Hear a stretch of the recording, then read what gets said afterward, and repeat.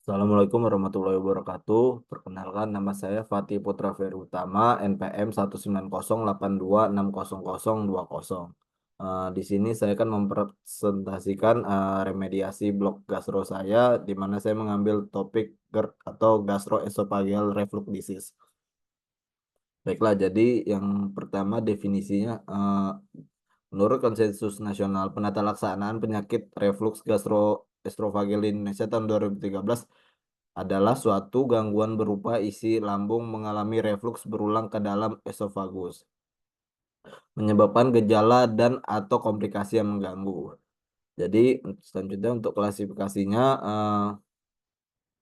klasifikasi GERD ini ada dua. Yang pertama itu ada non-erosive reflux disease atau NERD, terus ada erosive esophagitis atau EE. Jadi yang non erosive reflux disease NERD itu adalah merupakan jenis GERD yang pemeriksaan penunjang tidak ditemukan kerusakan mukosa pada esofagus. Terus untuk yang erosive esophagitis itu jenis GERD yang pada pemeriksaan penunjang seperti endoskopi ditemukan kerusakan mukosa pada esofagus.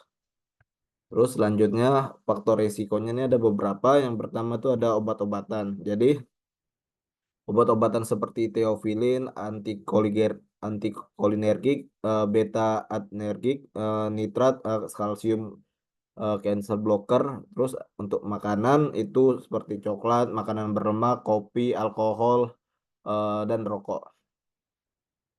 Terus selanjutnya ada hormon. Jadi hormon umumnya terjadi pada wanita hamil dan menopause. Pada wanita hamil menurunkan tekanan LES terjadi akibat peningkatan kadar progesteron. Sedangkan pada wanita menopause menurunnya tekanan LES terjadi akibat terapi hormon estrogen.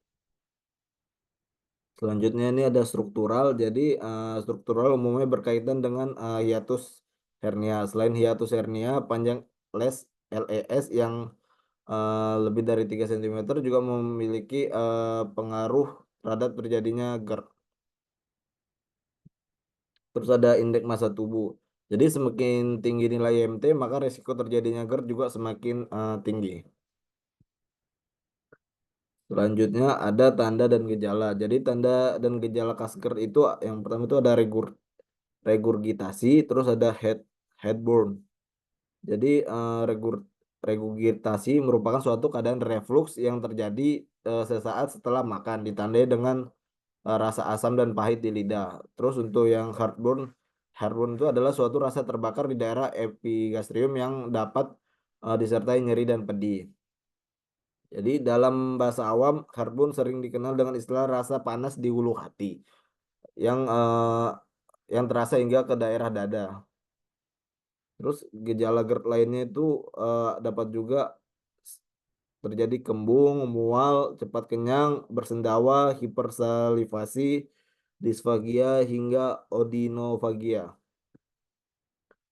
Selanjutnya diagnosanya. Jadi berdasarkan guidelines for the diagnosis and management gastroesophageal reflux disease, diagnosis GERD dapat ditegakkan berdasarkan 4 kriteria ini. Yang pertama itu ada empirical terapi.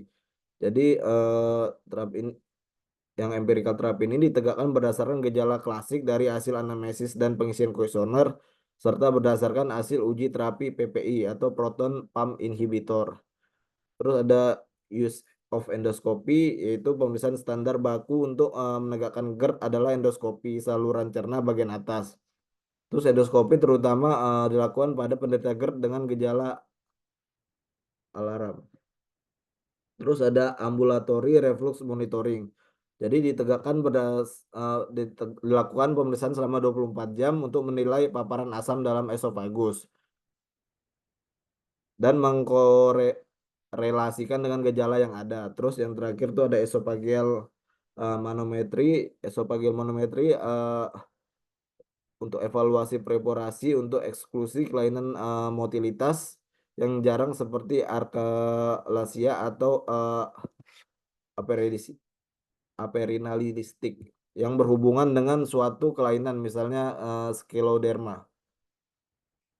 Terus selanjutnya tata laksananya, prinsip terapi GERD adalah yang pertama itu modifikasi gaya hidup dan terapi medikamentosa, yaitu dapat berupa proton pump inhibitor PPI, antagonis reseptor H2, terus antasida sama prokinetic agent. Nah, terakhir komplikasinya itu bisa esofagitis, eh, struktur esofagus, Barrett esophagus. Jadi kalau esofagitis itu komplikasi pertama yang dapat terjadi dari penyakit asam lambung adalah esofagitis atau kerongkongan. Penyakit ini ditandai dengan rasa sakit saat menelan, suara serak dan nyeri dada. Selanjutnya, struktur esofagus ini jika peradangan kerongkongan akibat terus terjadi, kondisi penyempitan kerongkongan kerongkongan yang dinamakan struktur esofagus dapat terjadi. Terus ada Barrett esophagus. eh, Jadi kerusakan pada perubahan sel pada lapisan kerongkongan bawah akibat paparan asam lambung yang berlebih. Mungkin sekian dari saya. Ini untuk referensi dari mennya.